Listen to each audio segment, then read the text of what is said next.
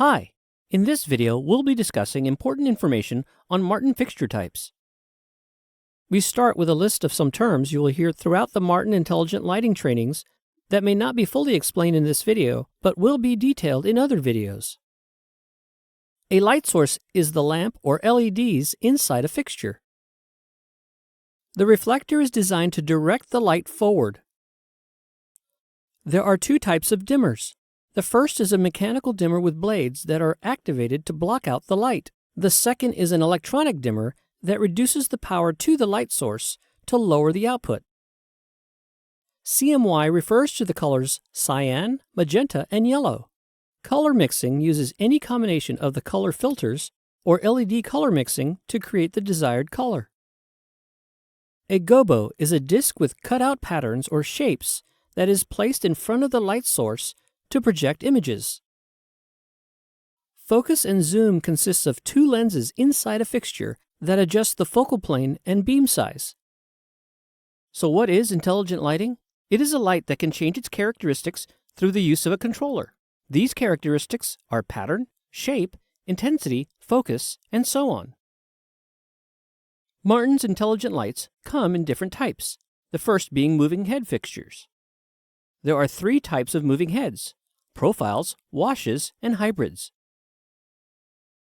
There is an easy way to distinguish between the three variations. A profile light has a hard edge with a well-defined shadow. It can also be used as a wash. A wash light is used to wash a stage with a softer beam of light. Because of the softer edge, you can layer wash lights over one another to create a larger area of coverage. The hybrid is a cross between the two, but it's not meant to create a hard edge beam. If you use a hybrid with a gobo, it will never be as crisp and clean as a profile fixture.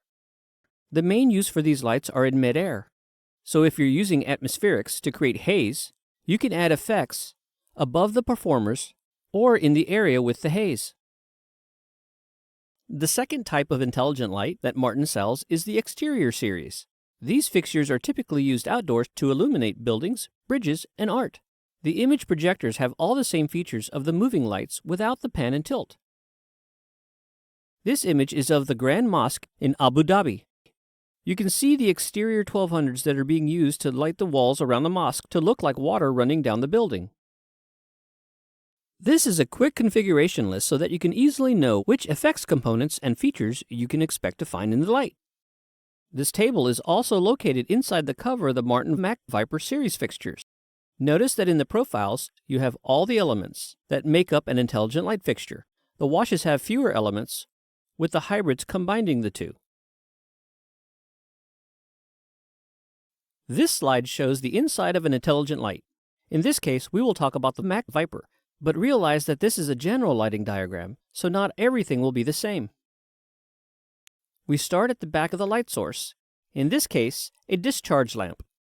Next is the reflector. Most products today have a glass reflector because metal suffers with temperature and because of the efficiency of a mirrored glass reflector. After that, we have the mechanical dimmer. Mechanical dimmers are used mostly with discharge lamps, whereas an electronic dimmer is typically used with LEDs.